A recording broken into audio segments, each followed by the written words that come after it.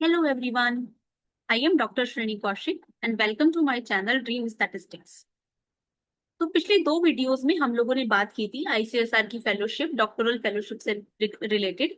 आज हम लोग बात कर रहे हैं आईसीएसआर की पोस्ट डॉक्टरल फेलोशिप से रिलेटेड, और जिसमें मैं आपको बताऊंगी कि कैसे आपको रिसर्च प्रपोजल अपना प्रिपेयर करना है ताकि आप एक विनिंग रिसर्च प्रपोजल बना सकें और आपका सिलेक्शन हो सके। तो आइए बात करते हैं। तो सबसे पहला जो इसके अंदर पॉइंट है वो है हमारा ब्रॉड डोमेन का। जो भी हम लोगों का ब्रॉड डोमेन है वो आपको यहाँ पे लिखना है, और उसी से रिलेटेड प्रायोरिटी एरिया। ये दोनों ही चीजें आपको जो इस बार की गाइडलाइंस है उसकी एक पीडीएफ अवेलेबल है। आईसीएसआर जो वेबसाइट है उस पे गाइडलाइंस की पीडीएफ अवेलेबल है। आप उसको ओपन करेंगे तो आपको ब्रॉड रिसर्च डोमेन और प्रायोरिटी एरिया दोनों ही वहां पे मिल जाएगा। उसके बाद सेकंड जो पॉइंट है वो है आपका title of the research proposal. जो भी आपका रिसर्च प्रपोजल अप्रूव्ड हुआ था टीआरसी से या फिर आरएसी से या फिर किसी भी जो भी आपकी अथॉरिटी है कॉलेज की, यूनिवर्सिटी की, उससे, इन तीनों से ही जो भी अप्रूव्ड कोई भी टॉपिक है रिसर्च प्रपोजल वो यहाँ पे आपको एज अ टाइटल अपना लिखना है। नेक्स्ट पॉइंट इज एब्स्ट्रैक्ट, जो आपका 200 वर्ड्स में होना चाहिए। तो इसमें मैंने यहाँ बता दिया है कि could be in a paragraph, चाहे तो आप उसे एक पूरा होल पैराग्राफ बना के लिख दें, और सम डिविजन्स। डिविजन्स मतलब जैसे आपने इंट्रोडक्शन छोटा सा अलग दे दिया, फिर उसके बाद ऑब्जेक्टिव दे दिए, फिर ऑब्जेक्टिव्स के बाद यहाँ पे आपने दे दिया कि नोवेल्टी क्या रहेगी स्टडी की, इम्प्लीकेशंस क्या रहेंगे, and some keywords like 3 to 4 keywords. तो आप चाहें तो इसको एक पूरे पैराग्राफ की फॉर्म में भी दे सकते हैं, और अगर आप चाहें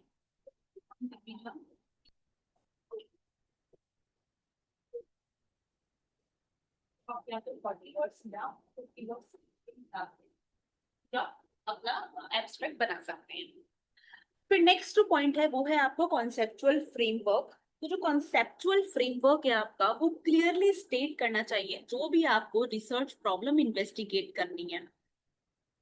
ठीक है, चाहे तो आपकी रिसर्च प्रॉब्लम जो है वो थियोरेटिकल हो, चाहे वो एम्पायरिकल हो, किसी भी कंटेक्स्ट में वो हो, लेकिन वो प्रॉपर तरीके से जो भी प्रॉब्लम है उसको बतानी चाहिए, उसको स्टेट करनी चाहिए। और जो भी आप लिखे मेक श्योर कि सारी लाइंस आपस में कनेक्टेड हो। मतलब जो आप जैसे फर्स्ट लाइन आपने लिखी तो जो सेकंड लाइन लिख रहे हो वो या तो उसको जस्टिफाई कर रहे हो या फिर उसका रीजन दे रही हो। All the aspects must be connected. तो ये बहुत इंपॉर्टेंट पॉइंट है प्रपोजल का। उसके बाद आता है मेजर रिसर्च वर्क्स रिव्यू। जो भी आपने लिटरेचर रिव्यू किया है यहाँ पे आपको वो डालना है। मेक श्योर कि लिटरेचर रिव्यू आपका इंटरनेशनल भी हो और नेशनल भी हो, और आपको अराउंड 15 to 20 स्टडीज के बारे में डालना है। और ये नहीं कि आपने सिर्फ स्टडीज की मेयर लिस्टिंग कर दी, मेयर लिस्टिंग से यहाँ पे काम नहीं चलेगा। आपको स्टडीज के साथ साथ उनके बारे में भी कुछ बताना पड़ेगा, जैसे उस पर्टिकुलर स्टडी का ऑब्जेक्टिव क्या था या फिर उस पर्टिकुलर ऑब्जेक्टिव से क्या रिजल्ट निकल के आए। तो related to every study around 15 to 20 studies आपको देनी है, and for each study you have to make sure कि जो भी उसमें इंपॉर्टेंट एस्पेक्ट था वो आपने उसमें लिखा हो। That again of 400 words.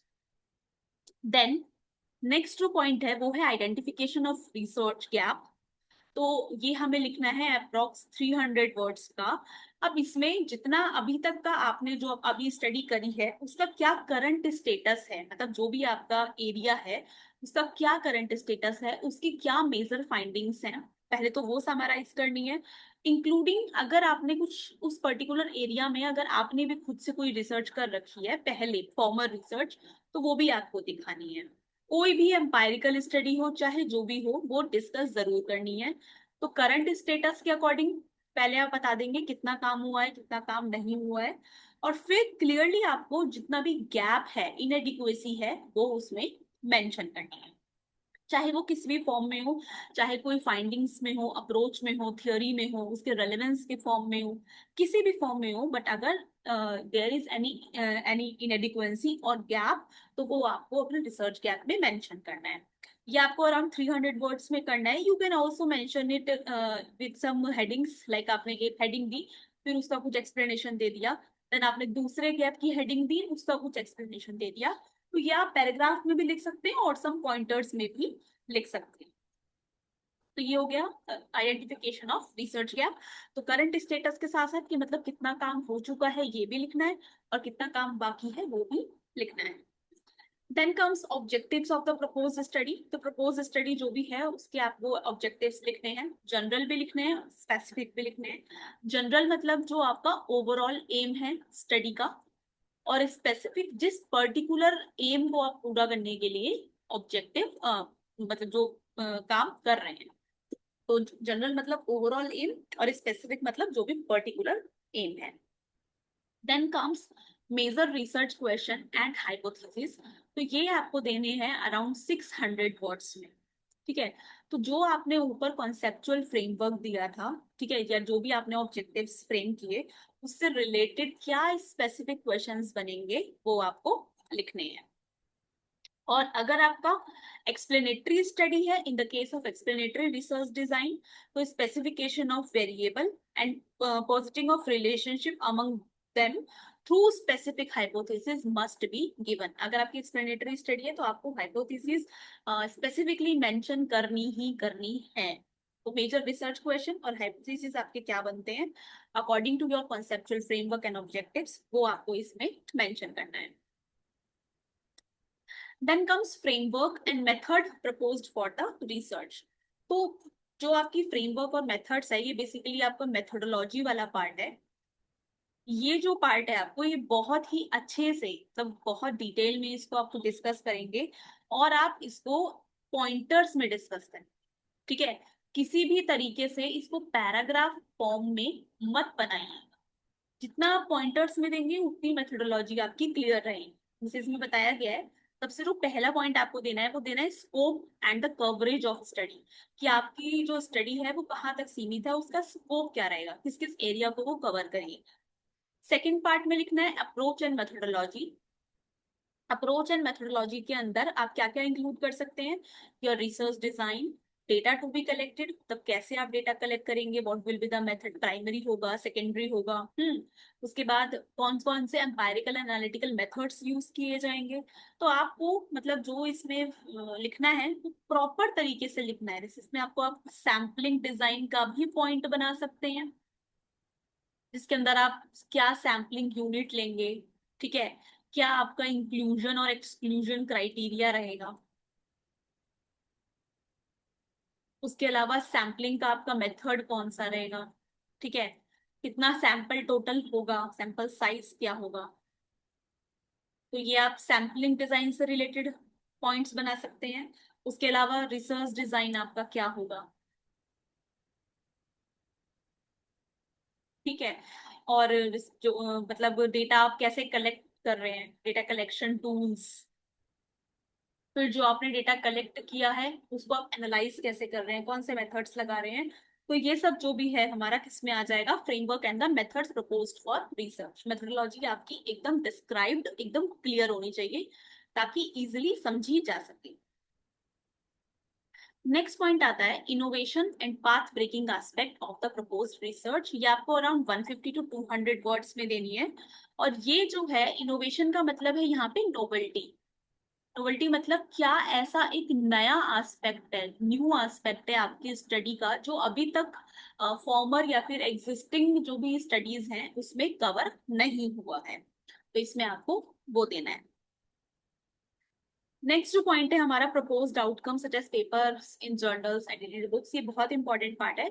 इसमें आपको ये बताना है कि बेसिकली जो भी आप काम कर रहे हैं उसका आउटकम क्या होगा, मतलब उसका आउटकम जो है वो किस फॉर्म में आएगा, है ना। अगर आप पब्लिकेशंस की फॉर्म में ला रहे हैं तो किस किस मेरे से जर्नल्स कौन से होंगे, बुक्स की फॉर्म में book, normal book, policy papers, document, data set, तो इन सब में किस तरीके से आपका काम आएगा। तो आप उन्होंने बताया है कि रिसर्च पेपर, आर्टिकल्स इन जर्नल पर्टिकुलरली कौन से होने चाहिए, स्कोपस होने चाहिए या फिर यूजीसी केयर लिस्टेड जर्नल्स होने चाहिए, बुक्स, मोनोग्राफ्स, ये सब। मतलब आपको ये बताना है कि आप किस टाइम फ्रेम में कितना काम कर सकते हैं, जो भी आपने आउटकम दिया है, जो भी आपका आउटकम आया है वो आपका किस किस फॉर्म में बाहर आएगा। ठीक है, तो ये पॉइंट जो है बहुत इंपॉर्टेंट है। ये आपको बहुत क्लियरली मेंशन करना है कि कितना रिसर्च पेपर, कितनी बुक्स या फिर कितना डॉक्यूमेंट्स आप पब्लिश कर पाएंगे, वो भी Scopus UGC care listed in सब में। ठीक है, तो ये हो गया। उसके बाद है next point, any new data to be generated where deficiency is felt. आपकी स्टडी से कोई पर्टिकुलर ऐसा डेटा है, ऐसा कोई डेटा है जो मतलब डेफिशिएंसी, जिस जहां पे डेफिशिएंसी आपको फील हो रही है, note on the deficiencies inadequacies found in the existing data and description of the new data. मतलब कोई भी ऐसा एग्जिस्टिंग डेटा या डिस्क्रिप्शन है जो आपको लग रहा है कि जो आपकी स्टडी से न्यू फॉर्म में अवेलेबल हो सकता है, तो वो आपको यहाँ पे मेंशन करना है। उसके बाद नेक्स्ट पॉइंट है relevance of the proposed study, policy makers के लिए कैसे हेल्पफुल होगी आपकी स्टडी, आपको वो बताना है। देन सोसाइटी के लिए कैसे हेल्पफुल होगी वो बतानी है। और जो आपका लास्ट पॉइंट है वो है यहाँ पे milestone set for the study for each successive quarter.